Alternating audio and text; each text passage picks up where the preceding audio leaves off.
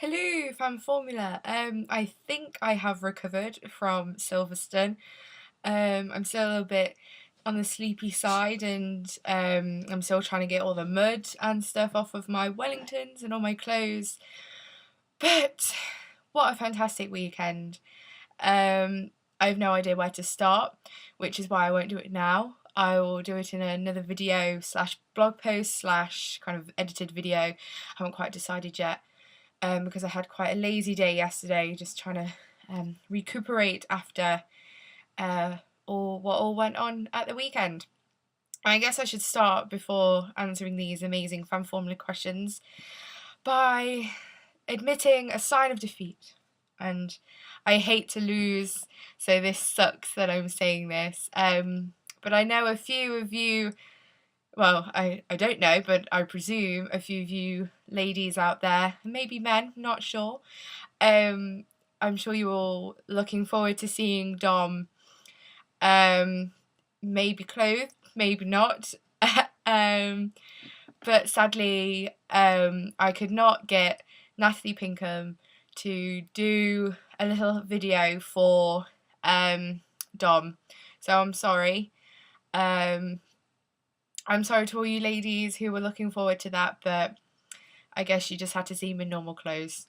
Um, so yeah, I guess I should get going. Oh, before I start with this week's questions, sporting, no one else but Marusa for this week's fan formula. So let's get started with this week's questions. Right, question one.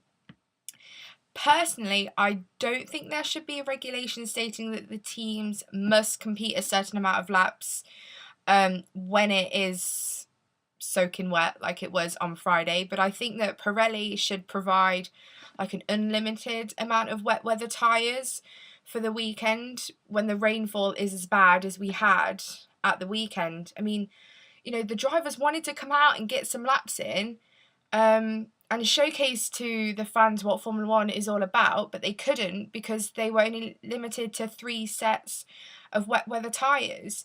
I mean, this weekend was so up and down with the weather that the teams needed to plan out and save tyres for qualifying in the race. I mean, it's not like the drivers thought, oh, it's a bit wet, so we'll sit in the garage for a while. They wanted to go out, and it was clear. And it was clear of that when they came out after free practice on Friday and said what they said. Question 2. I mean, everyone has a chance of winning this championship, but consistency and having both drivers score points is important in order for a team to go on and win the Constructors' Championship.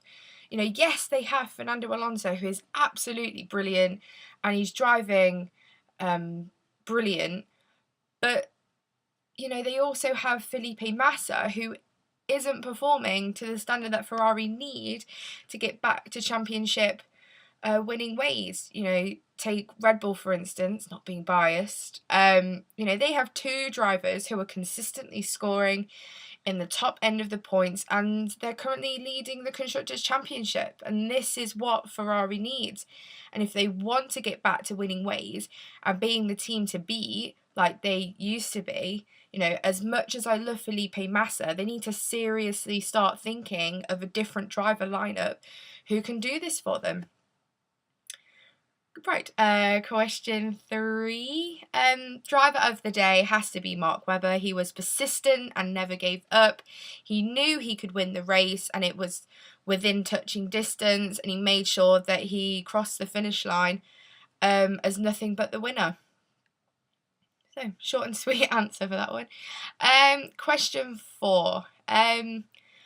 Obviously, Maldonado is going to have this reputation on him after all the incidents he's caused and been involved in.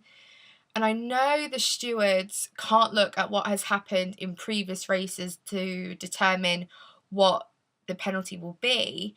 But I think the stewards need to be more stern with their penalties. A fine and a reprimand is not good enough.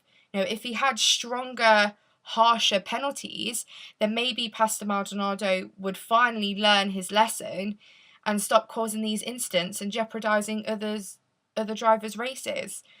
I mean, if he just thinks, oh, I can get I think it was what, €10,000 and a reprimand, he thinks, oh, if I can keep doing this, then and keep getting fines and reprimands, then all is good. He needs to start getting like 5-place grid penalties, 10-place grid penalties, and so on and so forth until he listens and realizes that, okay, maybe I do need to change my ways and stop crashing into people.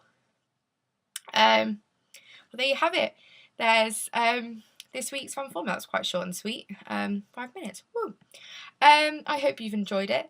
I know I have, as always. And look out for my review of Silverstone and my review of being Marusa's social media driver for the weekend. I'm gonna get cracking on with that now.